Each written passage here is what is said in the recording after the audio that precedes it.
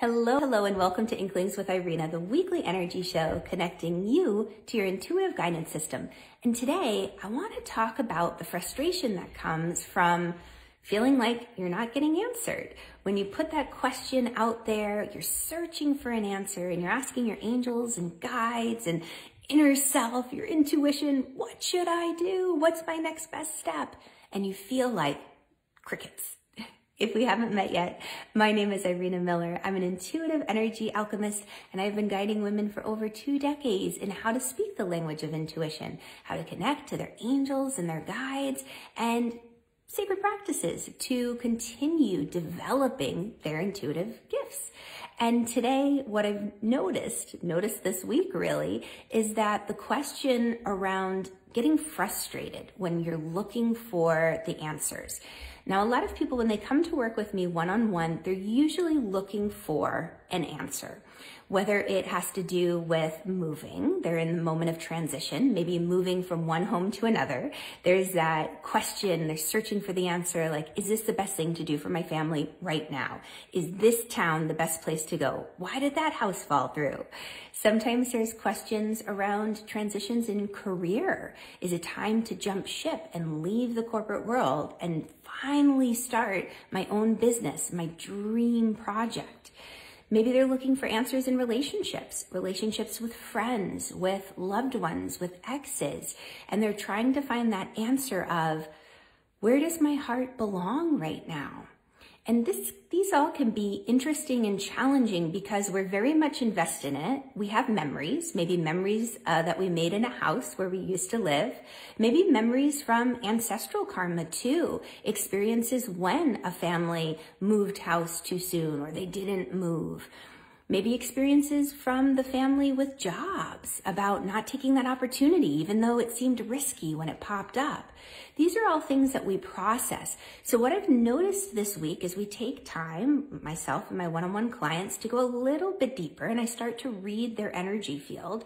I've really noticed that the crown chakra and the 6th chakra have kind of shut down because so much has been pulled inward in that inner reflection that it's hard to hear the guidance from angels and guides.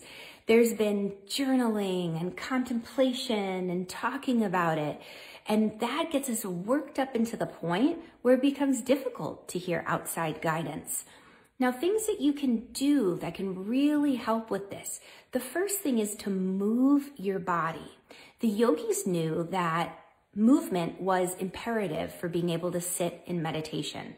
Being able to sit for meditation, that takes a lot of strength and a lot of flexibility. And when I first heard that, like almost 30 years ago, I laughed. I'm like, really? How hard is it to sit? Come on.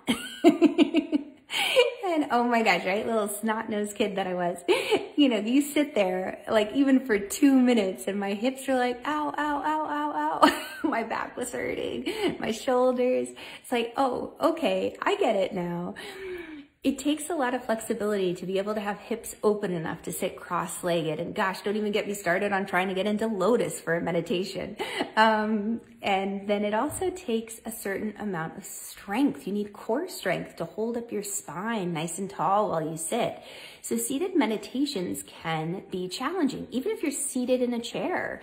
So the movement helps cultivate. It's a discipline that cultivates strength, flexibility, and focus.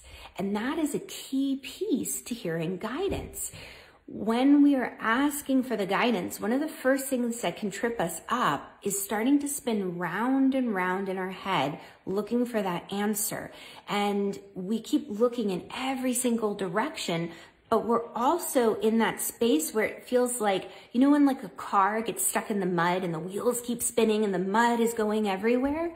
That's what can happen when we're working so hard and we're really pushing for that answer. Like, where's that guidance? Come on, come through. I can't hear it. I don't know it. And we keep going from spot to spot looking for it. Here's another interesting thing about that. I don't know if you've heard the story of looking for water, and you'll have to let me know in the comments if you've heard this one. But it's all about someone who decided they wanted to dig a well in their backyard.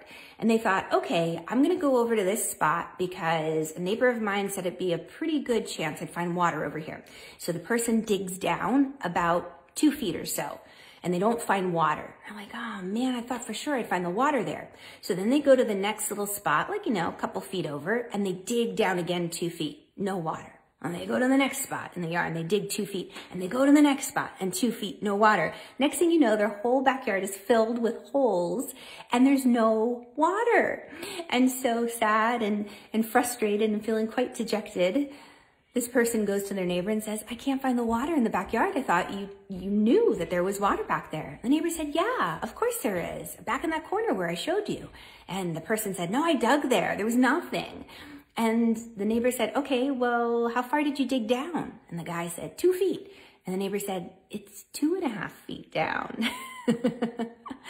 And that reminds me so often. It's a very popular story that's shared in spiritual traditions, that one, because we do, when we're looking for an answer, sometimes we'll dig over here and we don't find the answer. And then we'll dig over here. It's like we have this nervous energy. So if you simply move your body, it's like, don't worry about finding the answer. You asked your question, you put out your prayer request.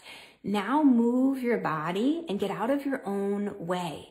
That moving can come from walking. It can come from yoga moves. Yes, most definitely cycling, swimming, anything, dancing, anything where you're moving your body.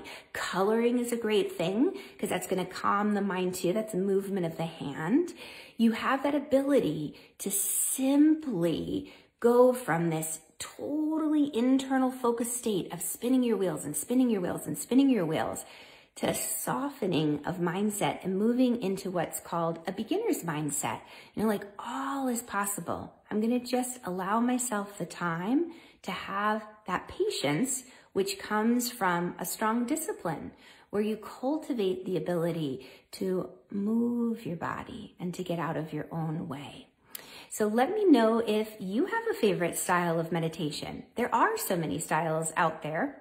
And I'm curious to know what you like, whether you like being seated for meditation or guided meditation or moving meditation. I'd love to know. And thank you so much for joining me live today. Here's to connecting to your intuition and speaking this language. I'll catch y'all on the flip side. Bye, guys.